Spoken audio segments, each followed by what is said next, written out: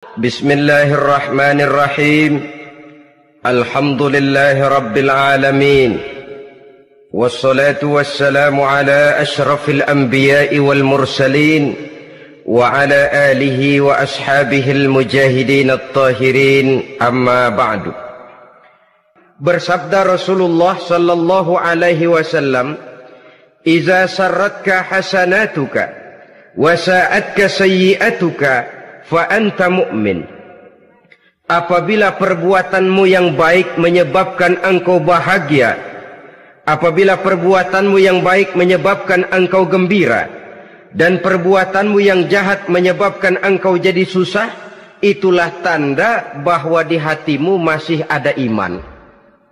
Artinya, belum tentu orang yang berbuat baik merasa bahagia dengan kebaikan yang dikerjakannya. Dan tidak selamanya orang yang berbuat jahat sanggup menyesali perbuatan jahatnya. Oleh karenanya, apabila iman masih ada, apabila hati masih hidup, perbuatan yang baik menyebabkan orang gembira, perbuatan yang jahat menyebabkan orang susah dan gelisah hatinya. Ini mengandung pelajaran. Sekali kita berbuat baik, jangan sekali-kali menyesali kebaikan itu. Sebaliknya, satu kali kita melakukan kesalahan, hendaknya selalu menyesalinya. Kadang-kadang dalam kehidupan, karena orang tempat kita berbuat baik itu rupanya membalas air susu dengan air tuba, kita lalu menyesali kebaikan. Lahirlah kata-kata, "Nyesal saya nolong dia." Ibarat pepatah katanya, nolong anjing kejepit. Waktu kejepit setengah mati kita tolongin, begitu selesai dia dari kejepitnya, malah kita digigitnya. Saudara hadirin yang saya muliakan, dalam kehidupan sehari-hari barangkali ini kena filsafat yang disebut dorong mobil mogok. Ketika mobil mogok setengah mati kita dorong, begitu mesin hidup ditinggalkannya kita di belakang. Sesungguhnya perbuatan kita yang baik tidak harus disesali, karena disesali atau tidak, toh perbuatan itu sudah kita lakukan. Dan penyesalan atas segala kebaikan hanya akan mengurangi nilai pahala kebaikan itu sendiri. Berbahagialah apabila berbuat baik, walaupun orang yang kita melakukan kebaikan membalasnya dengan kejahatan. Menyesalah apabila berbuat kesalahan, apabila melakukan dosa, karena itu pertanda nilai iman yang masih hidup dalam jiwa kita.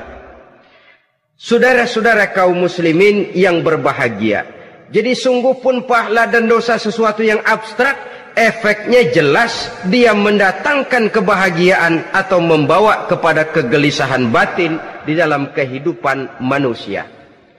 Orang di zaman materialis kurang terangsang berbuat pahala dan terdorong melakukan dosa. Kenapa? Karena pahala tidak kelihatan, dosa tidak nampak.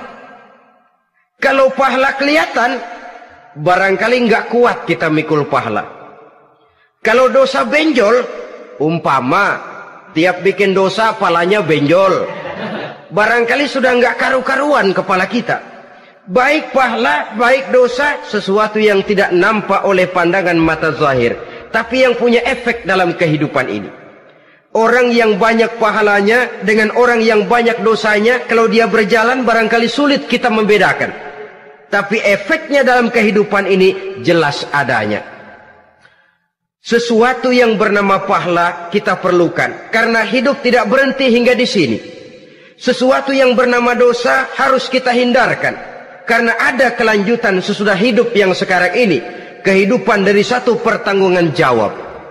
Itu sebabnya Imam Ghazali dalam bahasa yang indah sekali berpesan, "Jaddidis safinah fa innal bahra amiq wa khuziz zad fa inna safara ba'id." Perbarui selalu kapalmu, rawat, jaga baik-baik, dandani kapalmu, fa innal bahra amiq, karena sesungguhnya lautan ini sangat dalam. Satu bahasa yang indah dari tamsil terhadap kehidupan. Perbaiki kapalmu karena lautan ini sangat dalam.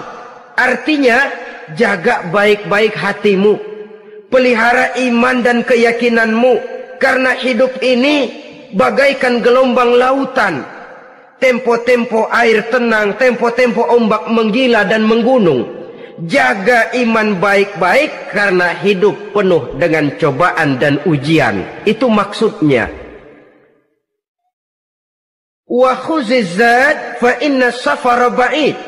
Dan bawa bekal yang banyak karena perjalanan hidup ini sangat panjang. Perjalanan ini sangat jauh. Kita kalau pergi keluar kota tentu saja membawa bekal.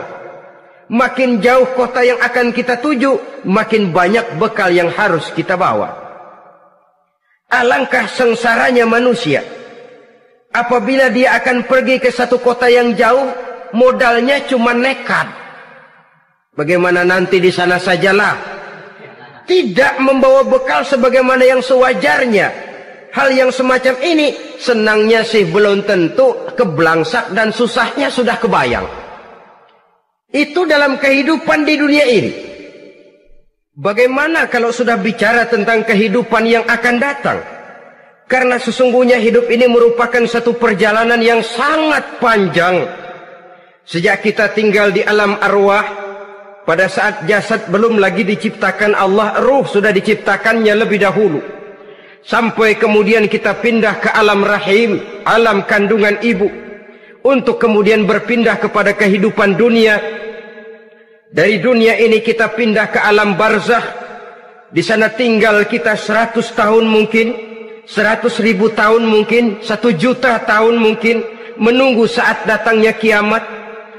Lalu dari alam barzakh pindah kita ke alam akhirat. Satu perjalanan yang sangat panjang. Alangkah malangnya, alangkah sengsaranya jika tahu kita begitu panjangnya perjalanan hidup ini, tidak ada bekal yang kita bawa. Artinya kesengsaraan, kesulitan yang bertali-tali sudah jelas akan menimpa kita. Kalau pergi kita keluar kota membawa bekal uang, membawa bekal makanan, apa bekal yang mesti kita bawa? Apabila kita kembali ke alam barzakh, kembali ke alam kubur, berkumpul di padang mahsyar di akhirat nanti, nasi yang mau kita bawa? Uang yang mau kita bawa? Tentu tidak lagi. Karena kehidupan materialis selesai di atas liang lahat. Bila masuk kita ke liang lahat, disitulah pahala dan dosa memegang peranan yang sangat penting. Maka pada pertemuan malam ini, kita akan bicara tentang pahala dan dosa itu.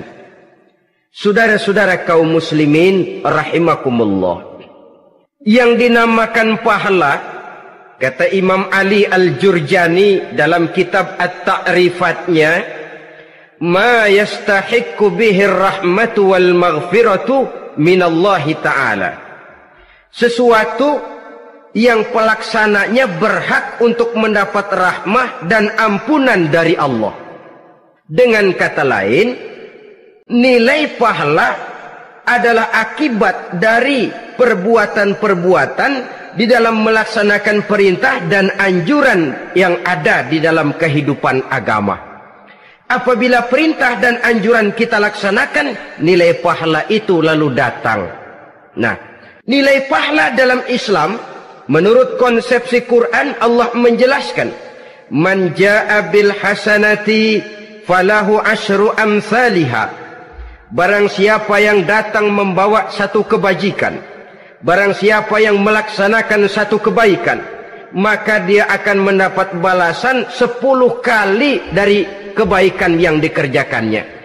10 kali ini pun masih dilipat gandakan dengan 7. 7 ini pun masih dikalikan 100. Dan itu pun masih ditambah dengan pernyataan, wallahu yudha'ifu liman yasha'. Allah masih akan melipat gandakan perbuatan baik seseorang yang dikehendakinya. Itulah nikmatnya dalam Islam. Tetapi sebaliknya, wa man jaa bisayyi'ati fala yujza illa mislaha. Barang siapa yang melakukan satu kejahatan, dia tidak akan mendapat balasan kecuali sesuai dengan kejahatan yang dikerjakannya. Alangkah rahman dan rahimnya Allah. Orang yang berbuat baik dibalas 10, dikali 7, dikali 100, masih dilipat gandakan pula. Tapi orang yang berbuat jahat tidak akan mendapat balasan kecuali sesuai dengan kejahatan yang dikerjakannya. Ini kan beda dengan sifat kita manusia. Kita ini kadang-kadang kalau dijitak membalasnya mukul. Tapi kalau orang berbuat baik kepada kita, kita enggan untuk berbuat baik kepada orang tadi. Allah tidak mengajarkan begitu. Satu kebaikan berbalas 10. Satu kejahatan berbalas dengan satu kejahatan. Maha Rahman dan Rahim Allah. Bahkan dalam Islam, niat berbuat baik saja mendapat pahala. Sedangkan niat berbuat jahat belum ditulis merupakan satu dosa sampai kejahatan itu dikerjakan oleh orang yang niat tadi. Umpamanya, saudara niat nanti malam giliran pengajian saya mau hadir di majelis taklim. Pas datang waktu malam hujan turun sangat lebat. Saudara berhalangan datang ke majelis taklim, saudara sudah mendapat pahala niat. Tapi saudara niat, nanti malam kalau turun hujan, saya mau bongkar rumahnya si fulan, saya mau curi seluruh harta bendanya. Ternyata malam saudara tidak mengerjakan perbuatan itu belum ditulis dosa sampai perbuatan itu benar-benar dikerjakan. Tapi lalu jangan macam-macam. Kalau begitu niat aja yang baik, biar nggak usah dikerjain. Niat aja pengen ngaji walaupun tidak ada niatan untuk ngaji. Allah lebih tahu tentang apa yang terdetik di dalam hati sanubari kita. Itulah sebabnya sangat dianjurkan orang untuk melakukan segala macam kebajikan, dan dianjurkan orang menjauhkan segala macam bentuk kejahatan, karena dia akan berefek melahirkan dosa dan pahala. Dosa dan pahala itulah alat untuk memperoleh kebahagiaan di alam kubur, di padang mahsyar, sampai di akhirat nanti. Di dunia ini mungkin segalanya bisa kita beli dengan yang namanya uang. Keamanan kita bisa menyewa petugas untuk menjaga rumah kita. Kendaraan yang mewah bisa kita beli. Udara yang sejuk bisa kita ciptakan. Siapa banyak uang dia raja. Mungkin itu di dunia. Tapi bisa apa uang kalau kita sudah masuk ke alam kubur? Bisakah munkar nakir kita sogok? Udah karkir, jangan nanya nih, cepet. Bisakah malaikat azab menyingkir dengan uang semir? Ternyata tidak. Untuk memperoleh kebahagiaan di sana, nilai pahala. Kesengsaraan akan kita dapat kalau kita banyak menumpuk dosa.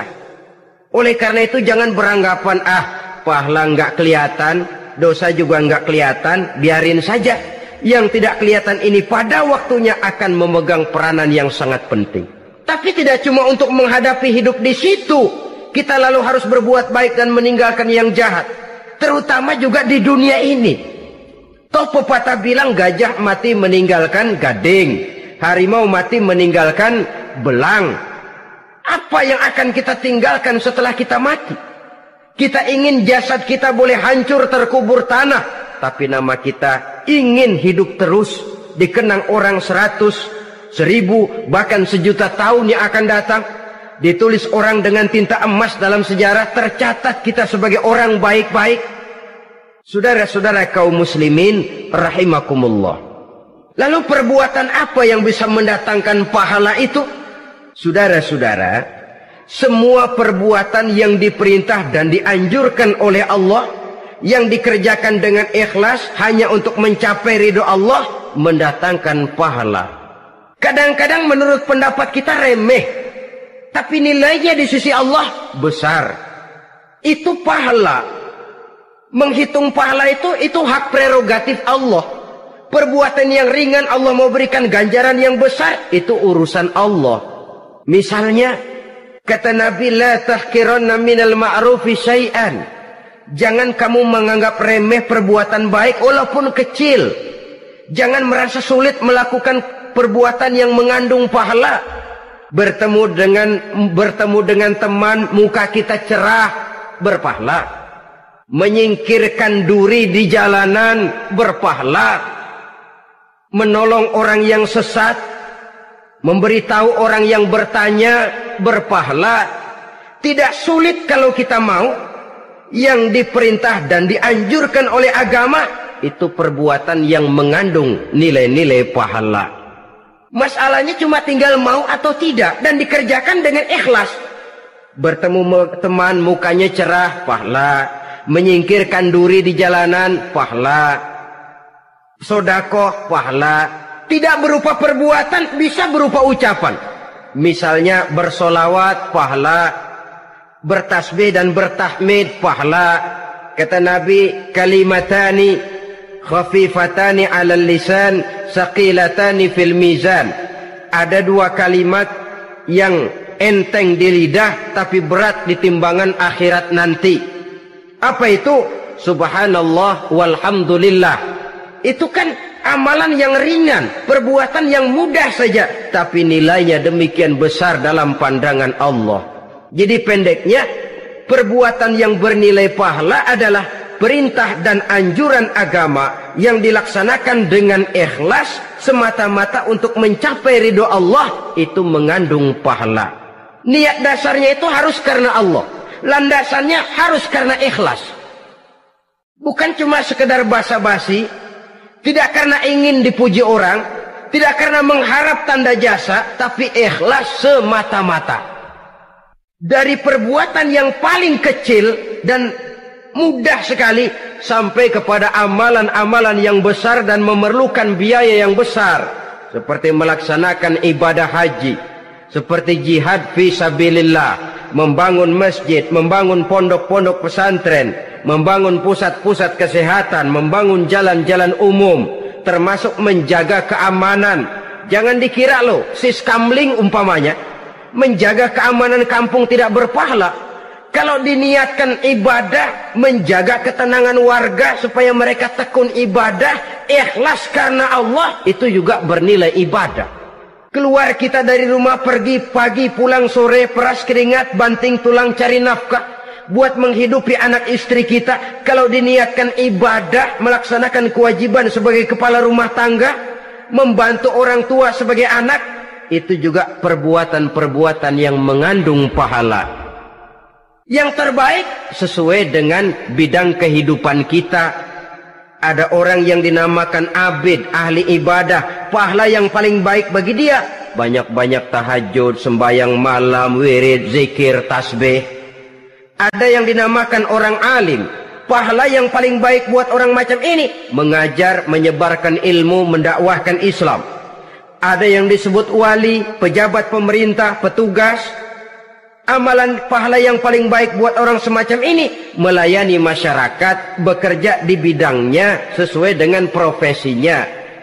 Saudara hadirin yang saya hormati, jadi dengan demikian perbuatan-perbuatan yang mengandung nilai-nilai pahala ini bisa perbuatan yang menurut kita kecil namun punya nilai besar. Apalagi perbuatan besar dengan biaya yang besar, tentu makin besar juga pahala yang disediakan oleh Allah Subhanahu wa ta'ala. Oleh karenanya, kalau kita bercermin dari ayat Quran, hidup ini kesempatan untuk berbuat baik. Huwallazi khalaqal mauta wal hayata liyabluwakum ayyukum ahsanu amala. Dialah Allah, Tuhan yang telah memberikan hidup dan mati kepadamu untuk menguji kamu, siapa di antara kamu yang paling baik amal perbuatannya. Jadi tidak saya rinci, tapi cukuplah satu penjelasan global. Perbuatan yang berpahala adalah perbuatan melaksanakan perintah Allah atau anjuran Allah dengan dasar ikhlas, dengan tujuan untuk mencapai ridho Allah semata-mata. Lalu apa perbuatan yang mengakibatkan dosa itu? Saudara-saudara, dosa lahir akibat melakukan larangan Allah atau mengerjakan yang dicelaknya. Nah, para ulama ada yang membagi dosa itu menjadi dua bagian. Ada dosa-dosa kecil, ada dosa-dosa besar. Tetapi sebenarnya ditinjau dari segi hakikatnya, kalau sudah melakukan satu kesalahan yang mengakibatkan dosa, jangan dilihat besar dan kecilnya, tapi kepada siapa dosa itu kita kerjakan. Sebab kalau dosa kita anggap satu yang kecil, orang akan terangsang untuk mengerjakan yang kecil-kecil saja. Sehingga dengan demikian, yang kecil pun akan menjadi besar kalau ditumpuk-tumpuk. Sedangkan yang besar bisa saja menjadi kecil kalau selalu diiringi dengan permohonan ampun kepada Allah. Itu sebabnya para ulama sufi, orang-orang tasawuf mengatakan, la saghair ma'al istimrar wala kabair ma'al istighfar. Tidak ada dosa yang kecil kalau dikerjakan terus-menerus, dan tidak ada dosa yang besar kalau digempur tiap saat dengan perbuatan istighfar atau memohon ampun kepada Allah Subhanahu wa taala. Cuma saja pada umumnya, karena dosa-dosa kecil itu lebih mudah taubatnya, dan ada janji Nabi, barang siapa yang meninggalkan dosa-dosa besar akan diampuni dosa-dosanya yang kecil-kecil. Oleh karena itu, pada kesempatan ini kita akan juga bicarakan apa saja yang termasuk klasifikasi dosa-dosa besar, dengan harapan kita bisa menjaga diri, menyelamatkan diri, jangan sampai terjatuh ke dalam dosa-dosa yang besar tadi. Tetapi bukan berarti kita harus terangsang melakukan dosa-dosa yang kecil. Ah, biarin kecil ini, tobatnya gampang. Ah, dosa kelas teri. Ah, dosa itu kan tidak kelihatan. Lalu terangsang melakukan perbuatan dosa-dosa walaupun kecil. Kalau berlarut terus-menerus, dia akan tumbuh menjadi dosa yang besar. Oleh karenanya, jangan sampai mengundang pengertian kalau kita membicarakan dosa-dosa yang besar lalu terangsang melakukan dosa-dosa yang kecil. Karena bagaimanapun juga dosa kecil dan dosa besar sama dalam arti kepada Allah kita melakukan kesalahan. Dan dosa yang kecil pun kalau bertumpuk, dia akan menjadi banyak. Saudara-saudara kaum muslimin rahimakumullah, ada beberapa jenis dosa-dosa besar. Jenis yang pertama, asyirku billah, syirik atau menyekutukan Allah.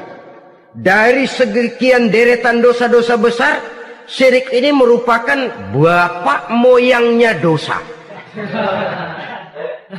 Dedengkotnya dosa itu syirik, menyekutukan Allah. Bahkan dosa yang lain Allah masih mau mengampuni, tapi kalau sudah syirik, menyekutukan Allah, itu sudah satu dosa yang tidak berampun sama sekali. Oleh karena itu tepat pesan Imam Ghazali tadi, jadi di safinah fa innal bahra amik, jaga iman, pelihara akidah, dandani kapal. Karena hidup ini gelombang lautan sangat dalam, hidup banyak cobaan. Di dalam hidup di zaman sekarang ini, saudara bisa perhatikan, di mana tensi ekonomi tinggi, lapangan kerja sulit, persaingan hidup makin tajam, sifat egois dan individualis tumbuh di mana-mana, rasa solidaritas sosial menurun, sifat gotong royong musnah, orang mudah potong kompas, potong jalan, ingin cepat kaya, ingin cepat naik pangkat, ingin dapat kedudukan. Kadang-kadang akidah pun terjual, akidah pun musnah, jatuh ke jurang syirik pun tidak jadi soal. Itu yang kita khawatirkan. Kalau dosa-dosa yang lain Allah masih mau mengampuni, tapi kalau sudah jatuh kepada syirik, Allah sama sekali tidak akan memberikan ampun. Dalam kaitan dengan ini barangkali tepat sinyalemen Imam Ali itu. Andai kata kemiskinan merupakan satu kepribadian, saya akan membunuhnya lebih dahulu. Artinya memang kemiskinan ini sering mendorong orang kepada jurang kemusyrikan.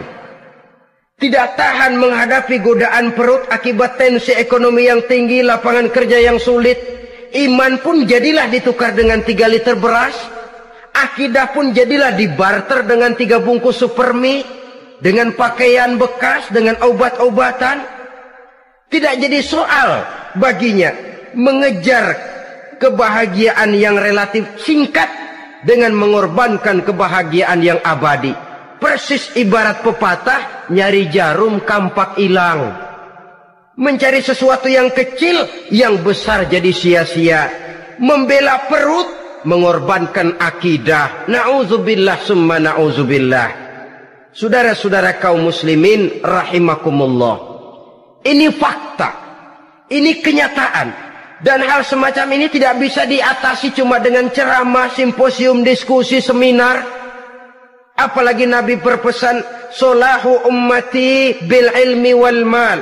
Umatku hanya bisa menjadi baik akidahnya dengan ilmu dan harta. Itu bahasa Nabi. Kalau bahasa kita sekarang, dengan ekonomi dan pendidikan.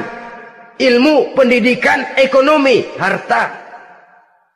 Tanpa itu sangat besar kemungkinan kita bisa menjual akidah terjerumus di lembah kemusyrikan. Maka terutama kepada saudara-saudara saya, muslimin yang terpencil jauh dari kota-kota besar, yang kadang dalam kehidupan seharinya imannya sering digoda oleh supermi, akidahnya sering ditantang oleh pembagian beras, pakaian-pakaian bekas, obat-obatan dan sebagainya. Jaga dan bentengi akidah kita. Lebih baik nyawa berpisah dari badan, asal iman jangan berpisah dari hati. Kepada adik-adik saya para remaja, para pemuda di kota-kota besar, yang iman dan akidahnya sering ditantang dengan minuman-minuman keras, fasilitas-fasilitas yang menghanyutkan, yang secara terarah dan praktis sedikit demi sedikit menggiring kita untuk keluar dari nilai-nilai akidah. Hati-hati, jaga baik-baik, sebab intan paling mahal, mutiara paling berharga, tidak lain nilai iman ini. Tergelincir kita daripadanya, jatuh ke lembah kemusyrikan, jatuh ke satu dosa yang teramat besar, yang Allah tidak akan pernah memberikan ampun lagi. Ini dosa besar yang pertama. Yang kedua, qatlun nafsi illa bil haq. Membunuh orang tanpa alasan yang benar. Di zaman kesulitan ekonomi kadang-kadang orang mudah nekat. Tengok saja, kadang-kadang karena pasal uang 100-200 perak saja nyawa bisa melayang.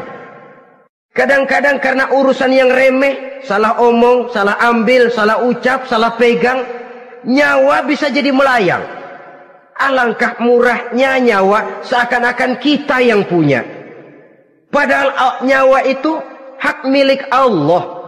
Tidak pantas kita merampasnya, tidak pantas kita menghilangkannya dari jasad seseorang. Oleh karenanya, membunuh orang merupakan satu dosa yang sangat besar. Jangankan kepada orang yang seakidah, orang yang lain akidah saja pun, kalau dia hidup berdamai, rukun, berdampingan, kita harus melindungi. Apatah lagi teman seakidah sendiri. Saudara-saudara kaum muslimin rahimakumullah. Pantas kalau Nabi menyatakan, apabila dua orang Islam sudah saling berkelahi, berbunuh-bunuhan, al-qatil wal maqtul finnar. Yang membunuh dan yang dibunuh, dua-duanya sama-sama masuk neraka.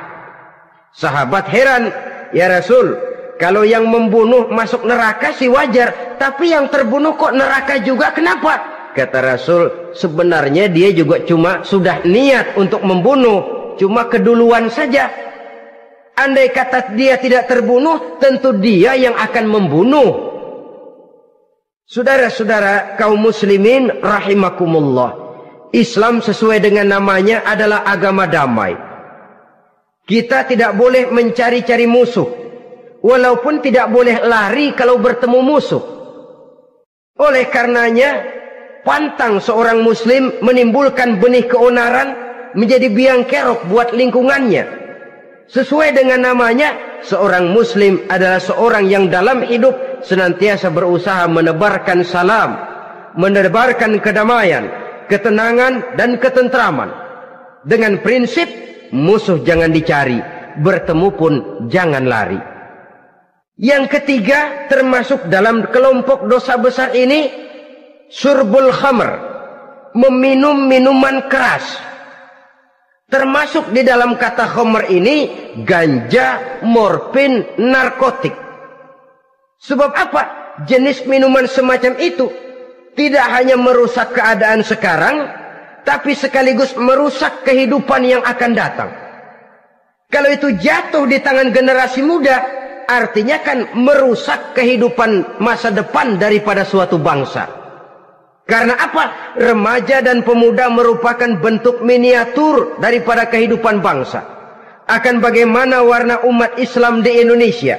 Bahkan akan bagaimana warna Indonesia 30, 40, 50 tahun yang akan datang. Remaja sekarang jawabannya. Kalau remaja kita sekarang ini kerjanya cuma bisa nyekek botol, insya Allah bangsa Indonesia 30-40 tahun yang akan datang akan tumbuh menjadi bangsa teler. Tidak banyak yang bisa kita harapkan.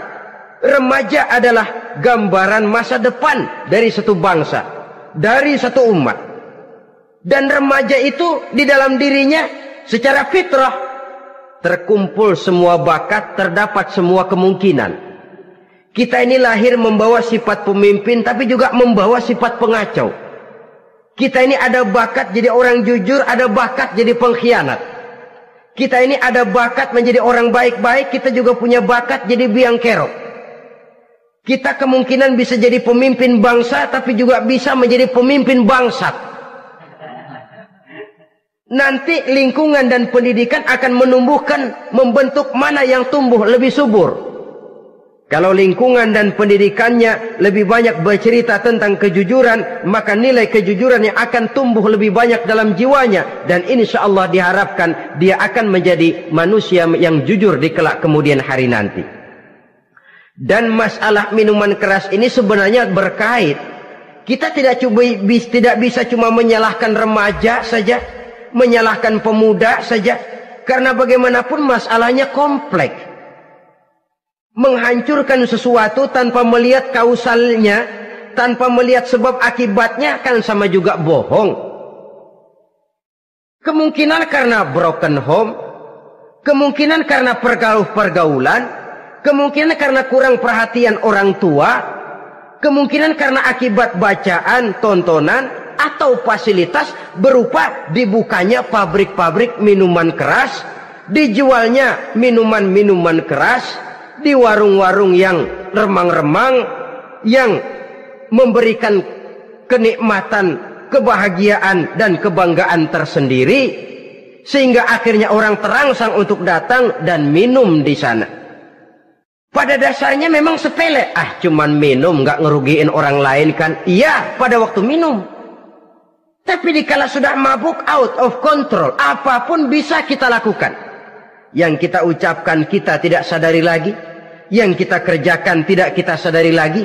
Dikala itu segala macam kejahatan bukan sesuatu yang tidak mungkin untuk kita laksanakan. Nggak ngerugiin orang lain, memang pada saat mau minum. Tapi begitu minum, mabuk, kita bisa merugikan orang lain. Setidaknya merugikan diri sendiri. Pertumbuhan IQ menjadi lemah, semangat kehidupan hilang, gairah kerja menurun, kalau tidak ada sama sekali. Lalu apa yang bisa kita lakukan di dalam kehidupan? Dan akan lebih celaka kalau ini menimpa kehidupan generasi muda kita. Kadang-kadang yang ironi ya, kalau yang orang tuanya mampu barangkali masih tertolong, tapi yang orang tuanya kondisi ekonomi lemah masih kepengen teler juga. Orang tuanya nggak mampu masih pengen mabuk. Dari ganja, morfin nggak dapat, akhirnya kaleng cet diisepin. Yang penting kan bisa teler, mendatangkan satu kebahagiaan tersendiri. Itu sebabnya memang satu kejahatan menurut teori polisi ya hanya bisa terjadi karena faktor N dan K, niat dan kesempatan. Niat ada, kesempatan ada, jadi orang jahat. Kurang salah satunya, biasanya kejahatan terbendung. Niat ada, kesempatan tidak ada, sulit berbuat jahat. Kesempatan ada, niat tidak ada, tidak mungkin orang jahat. Tapi yang paling dominan sebenarnya niat. Kalau niat sudah kuat, kesempatan bisa dicari.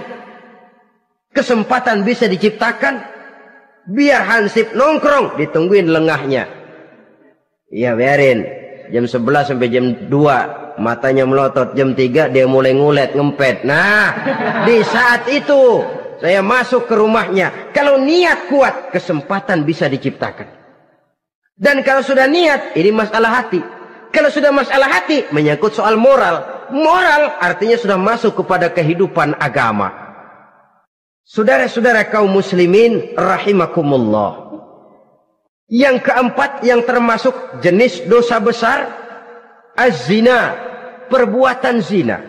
Di zaman pergaulan bebas dengan prinsip free love, free sex ini, tengok sudah berapa banyak gadis-gadis bergelimpangan jadi korban. Berapa banyak bayi-bayi yang lahir ke dunia tanpa tahu kemana dia mesti memanggil bapak. Apakah deretan jumlah korban ini masih harus bertambah lagi? Paling tidak, biarlah yang sudah jadi korban, tapi jangan bertambah lagi hendaknya. Masing-masing kita berupaya menahan diri.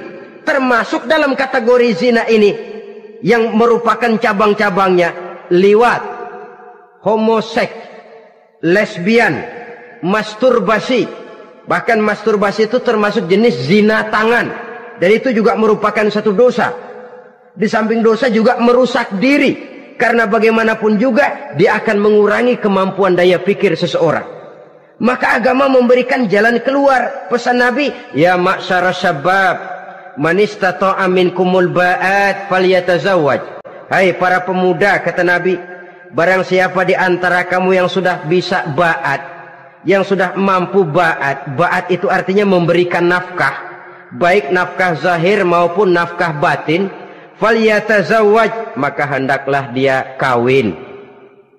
Jadi yang maksud ba'at ini ya nafkah zahir, ya nafkah batin. Kita kadang-kadang cuma bisa ngasih nafkah batin saja sudah merasa pokoknya kan saya sanggup untuk kawin, lalu kawin tanpa kehilangan, dengan kehilangan pertimbangan. Saudara-saudara, wa illam yastati', adapun kalau dia belum mampu, fa alaihi bisyam, hendaknya dia banyak puasa.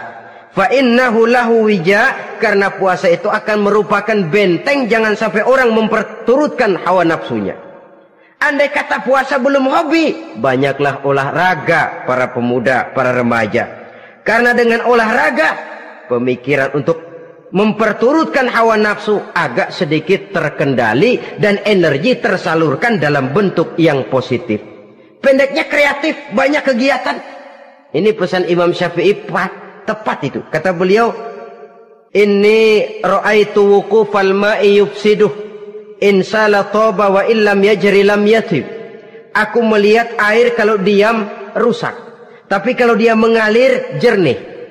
Air kalau ngendap nggak ngalir, nyamuk nyarang di situ, bisa jadi sumber penyakit. Manusia hidup begitu. Kalau nggak punya kegiatan, nggak kreatif, kerjanya cuma delohom, ayam-ayam, akhirnya jadi ngerusak. Ngomongin orang,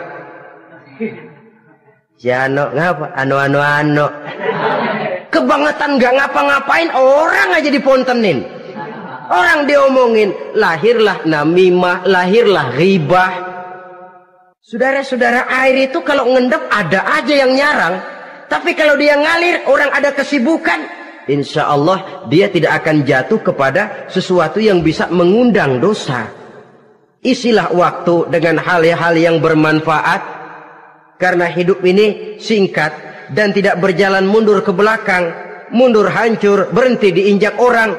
Sekali melangkah, jangan surut mundur ke belakang. Homoseks, terlepas dari penyakit kejiwaan. Sekarang ini kan sudah ada persatuan kaum gay katanya. Meminta perlakuan yang sama dan agar dibolehkan kawin sesama mereka. Secara manusiawi boleh, secara manusiawi kita hargai mereka. Tapi dari kacamata agama ini jelas merupakan penyimpangan. Dan penyimpangan merupakan suatu dosa. Terlepas dari pertimbangan manusiawi. Jangan karena terlalu memperturutkan suara manusiawi, lalu kita mengesampingkan agama. Termasuk lesbian, wadon karo wadon. Kalau homo itu kan lanang karo lanang katanya. Saudara-saudara kaum muslimin rahimakumullah, ini bukan penyakit baru. Liwat, homoseks sudah dikenal dari zamannya Nabi Lut, laki dengan laki. Lesbian dari zaman istrinya Nabi Lut. Terlepas dari penyakit kejiwaan, dari segi agama ini merupakan penyimpangan dan merupakan dosa yang besar. Yang kelima, yang termasuk jajaran dosa kelas kakap, qazful mu'minina wal mu'minat, menuduh orang mukmin yang baik-baik, laki atau perempuan, melakukan perbuatan zina sehingga hancur namanya di masyarakat. Ini merupakan satu perbuatan dosa yang sangat besar dan sangat dimurkai oleh Allah. Saudara-saudara kaum muslimin rahimakumullah, oleh sebab itu tentang masalah ini, kalau memang tidak ada saksi, jangan sembarang kita enteng lidah menuduh orang lain berbuat zina, menuduh orang lain berbuat serong. Dosanya kelewat besar di dalam kehidupan. Karena apa? Mencari harga diri itu berat, memelihara kehormatan diri jauh lebih berat. Satu kali orang dihancurkan namanya di masyarakat, dia akan terisolir jadinya. Oleh karenanya berlindung kita kepada Allah, jangan sampailah dihinggapi oleh sifat ini. Karena sentimen kita kepada seseorang, karena hasad kita kepada seseorang, tidak senang melihat orang lain lebih maju, lalu lidah ini seenaknya saja mengucapkan kata, padahal sanksi dan resikonya sangat besar. Yang kita tuduh barangkali mendapat pahala dari Allah, kita sendiri yang menuduh tanpa saksi, tanpa alasan yang benar, mendapat dosa yang sangat besar. Saudara-saudara, memang kadang-kadang aneh dalam hidup ini. Seorang pelacur biasanya bisa menjaga mulutnya di masyarakat, kata-katanya baik, sopan. Kenapa? Karena mulut yang satu sudah tidak terjaga.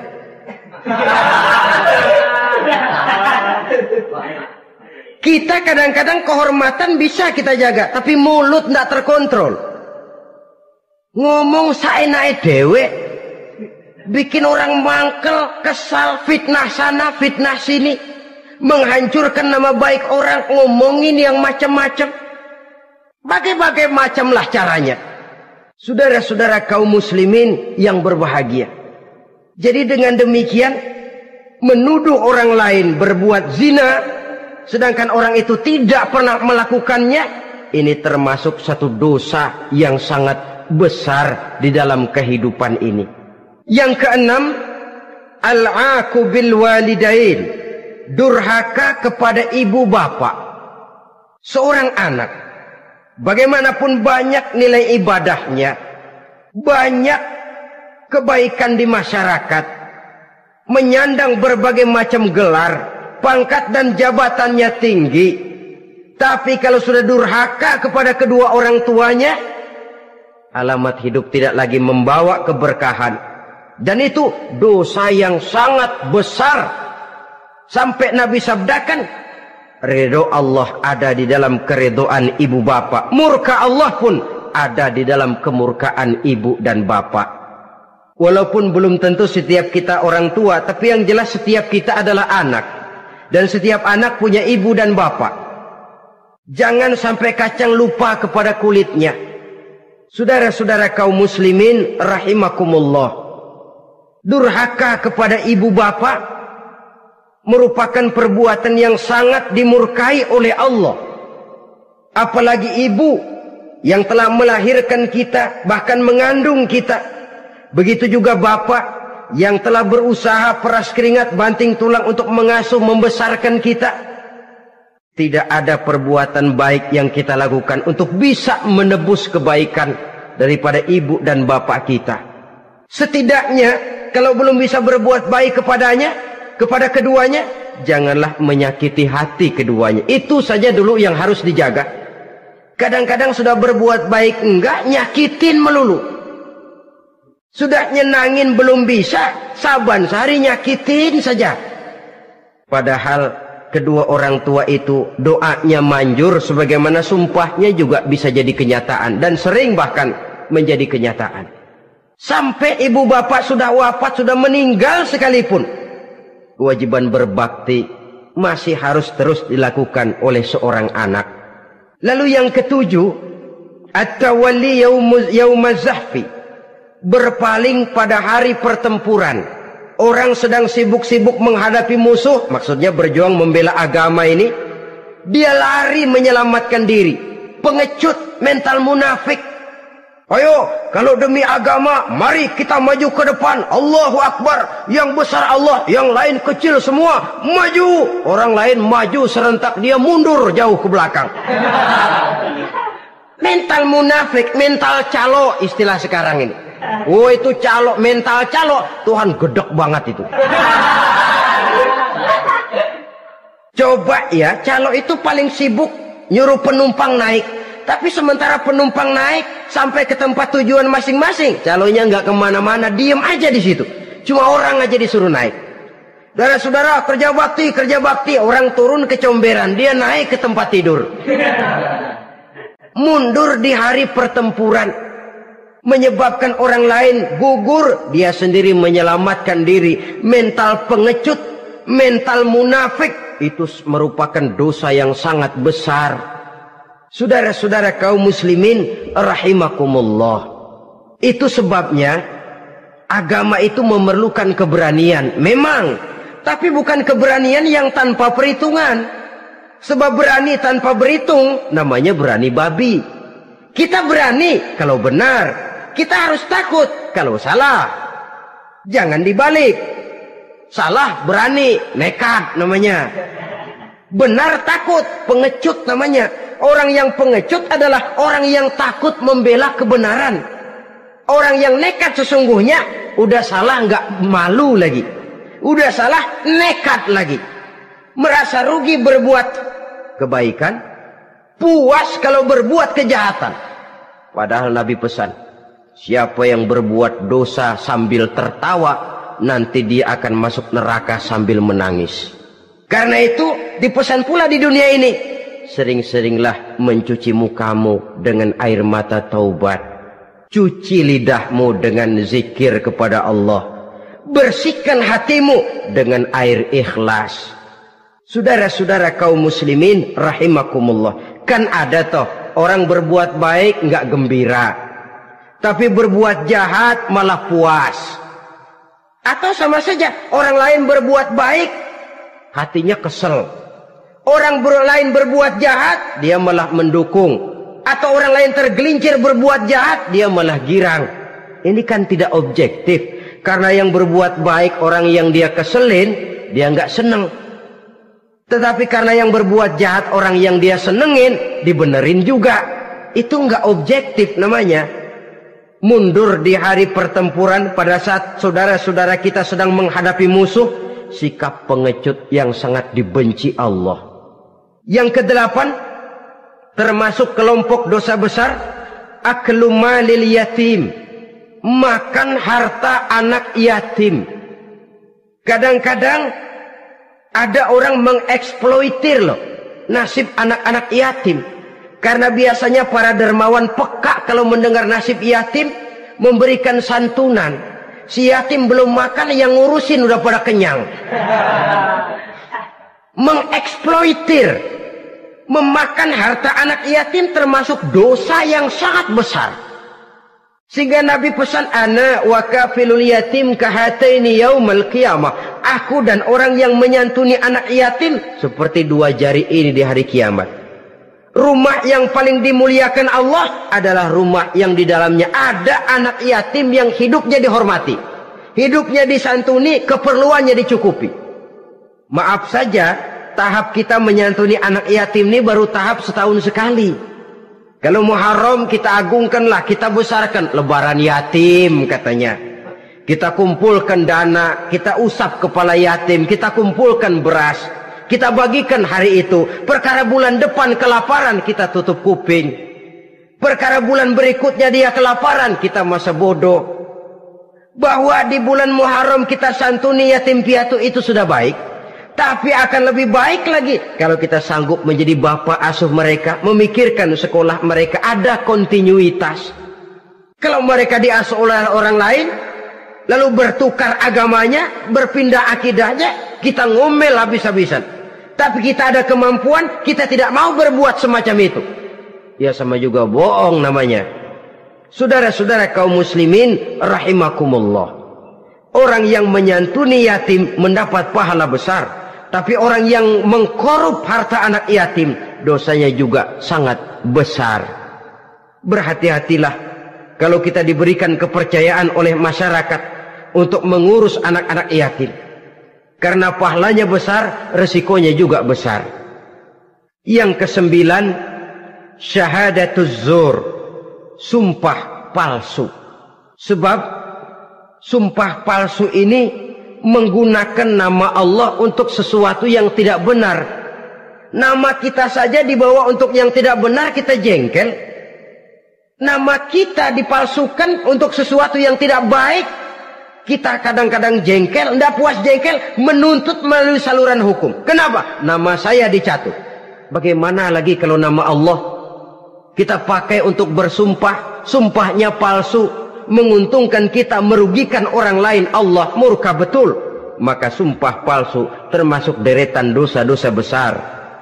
Apalagi yang ke-10, aklur riba, makan riba alias renten. Ini kan yang cepat mendatangkan uang. Kadang-kadang kalau yang bikin riba itu orang awam barangkali, ya masih kita maklumi. Kadang-kadang penyakit ini datang menimpa mereka juga yang kita kenal kebaikannya. Bahkan suka datang ke musola, rajin ke masjid. Kadang-kadang riba masih dimakannya. Karena cara cari duit paling enak. Duit utuh, tambahnya terus masuk. Na'udzubillah summa na'udzubillah. Itu yang diibaratkan dalam perjalanan Mi'raj. Waktu Nabi diperlihatkan neraka. Orang perutnya sebesar rumah, dililit ular. Diseret-seret itu hancur perutnya, dibulatkan lagi, diseret lagi, hancur lagi, dibulatkan lagi, terus menerus begitu. Dia berteriak, mengerang, mengeluh, mengaduh kesakitan. Nabi tanya, itu apa Jibril? Itu contoh dari umatmu yang suka makan riba Muhammad, makan renten. Saudara-saudara, ini kan mencekik leher orang. Orang sedang kesulitan, kelihatannya sih baik, menolong. Tapi di belakang menolong itu nyekek. Di belakang nolong itu nyekek. Dan nyekek itu sebenarnya tujuan utamanya. Orang yang menjalankan riba pada dasarnya tidak punya perikman kemanusiaan kok. Kalau dia kelihatannya mau menolong, kelihatannya motifnya mencari untung di belakang itu. Jauh dari kemanusiaan. Yang ke-11, saudara-saudara, termasuk jajaran dosa besar itu qat'ur rahim, memutuskan silaturahmi. Marah, hobi sama marah. Kalau 3 hari nggak marahan sama orang, ngebet palanya. Selalu nyari gara-gara. Kalau udah marah berlaku perpanjangan waktu. Tahun, 2 tahun, kadang-kadang seumur hidup. Saudara hadirin yang saya muliakan. Apalagi mengurangi timbangan termasuk kelas dosa besar. Makan suap termasuk dosa besar. Semir menyemir dosa besar. Apalagi bunuh diri. Nah ini, bunuh diri dosa besar. Kadang-kadang karena sulit nekat. Daripada hidup susah mendingan mati sekali-kali. Apa dikira kalau mati urusan selesai? Belum. Termasuk memotong anggota badan sendiri, dosa besar. Kayak belum lama ada kesulitan ekonomi, mau lebaran, alat vitalnya dipotong. Berita-berita koran, itu pun dosa besar. Nah kan badan saya sendiri. Ya, badanmu sendiri, tapi yang ciptakan Allah, yang berikan Allah. Kenapa mesti dipotong? Karena kesulitan ekonomi, alat vitalnya sendiri dipotong. Ya namanya alat vital, kalau sudah nggak ada yang vital kan hampa hidup ini. Tapi lalu kehilangan pertimbangan. Saudara-saudara kaum muslimin, karena itu di hadapan segala macam kesulitan, jangan sampai kita kehilangan pertimbangan lalu terjatuh ke dalam dosa-dosa besar ini. Mudah-mudahan Allah selamatkan kita dari segala macam bentuk dosa besar, sehingga diampuni segala dosa yang kecil, dan digerakkannya kita untuk hidup melakukan kebaikan yang membawa pahala yang sebesar-besarnya. Ini sajalah pertemuan kita saat ini. Terima kasih atas segala perhatian. Mohon maaf atas segala kekurangan. Wassalamualaikum warahmatullahi wabarakatuh.